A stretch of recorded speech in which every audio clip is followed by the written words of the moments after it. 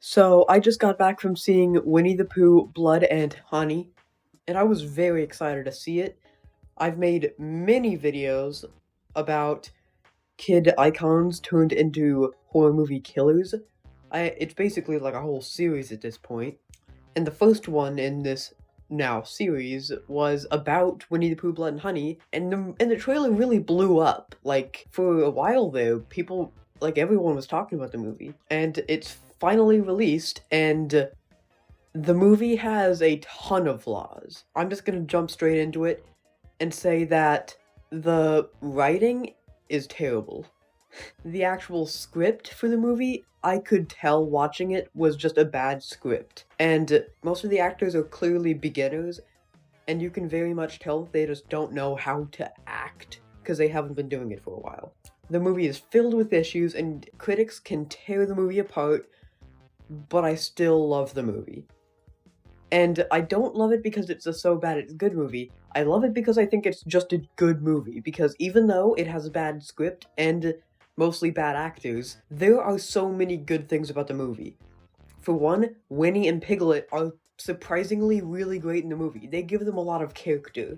And the biggest complaint that people had with the movie is that Winnie and Piglet don't look like actual animals. They look like people in masks, and well, that's because they are when they were filming it. But in the movie, they add a surprising amount of CGI to the faces to make them look like they're actual anthropomorphic animals. And it kind of works. I kind of like that they always have Winnie always have this smile face. I know that it's just because they just had one mask that they had to just record the movie, but it works well by just having an eerie atmosphere of Winnie always smiling, and when he doesn't, you know that he's angry. And it's obviously an indie movie, and they know that the CGI won't look good, so they only use it. They don't use CGI a lot, but they use it for the scenes that matter, and they make it so you can't tell that it's CGI. It is very well made, and there's some practical kills in the movie, and they're also really well made. The effects are surprisingly pretty good. They use CGI, but they also use a lot of practical effects. Like, they had a scene where there was this one girl getting slowly run over by a car driven by Winnie, and they used practical effects for the head mostly. They did use some, like, blood splatter CGI, but that's fine. The effects are really good, especially the practical effects. They had, like, a close-up on, like, the smushed head with, like, an eye popping out, and that was really well made. And they do have some really good, like, makeup for, like, there's this one disfigured person that I really bought that they were disfigured, that their face was just completely destroyed. And Christopher Robin's actor, even though I can also tell that he's a beginner actor, it is clear that he is trying so hard to be like a good dramatic actor, and sometimes in the movie it does pay off. But what really saves this movie from being bad for me is the cinematography. This is a movie, and they make you know that it's a movie by having some of the best visuals I've ever seen in a horror movie. That's not an exaggeration. This movie has some great cinematography. Some amazing shots. It feels like that you could pause the movie at any time, and you could make a poster out of it. I think that people that hate the movie the most could at least admit that some of the cinematography is great. I think that the cinematography just warrants seeing the movie alone, because it is stellar. I could obviously tell throughout the movie that it is very indie.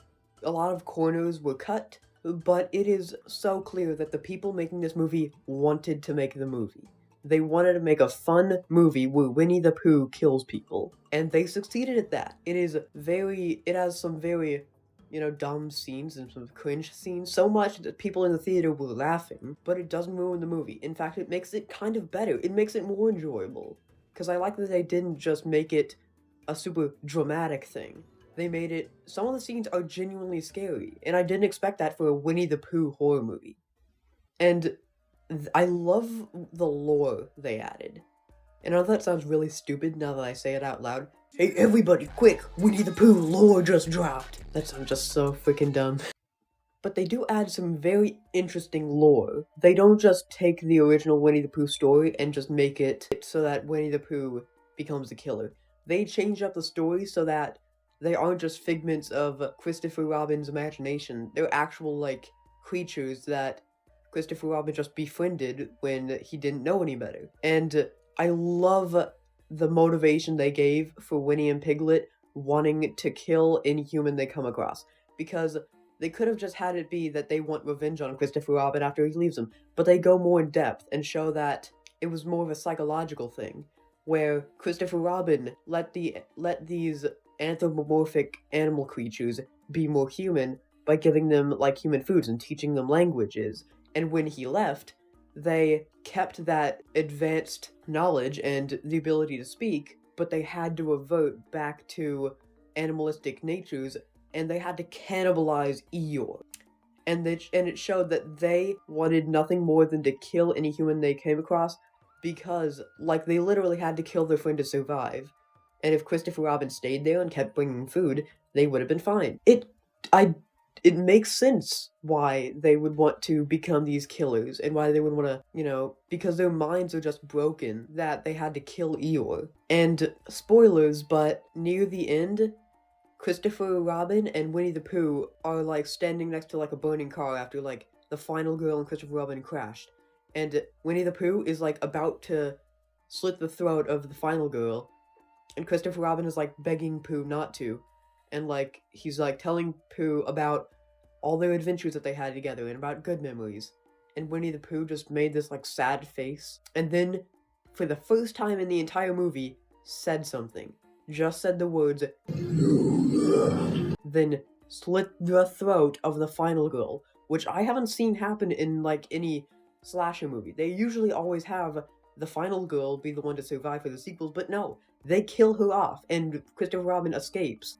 And I love that they just show that Winnie the Pooh just will never forgive humans for what Christopher Robin has done. And I think that even though, like, the script isn't that good, they made the best movie they could have with that script. This is a good movie. It's not great, but I love it, and it is one of my favorite horror movies. And I'm not saying that ironically.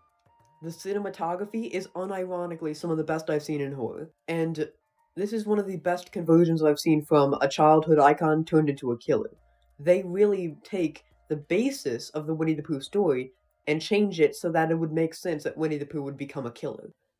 And now more than anything, I'm so excited for the sequel. They've announced a sequel because, I mean, the movie cost $115,000 to make, and they made $2 million in less than 2 days.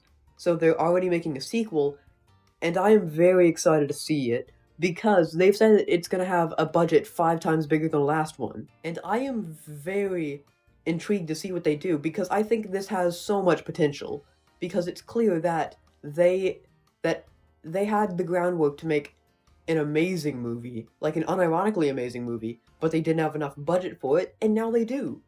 They can actually use a lot of CGI to make Winnie the Pooh look more like an anthropomorphic animal monster.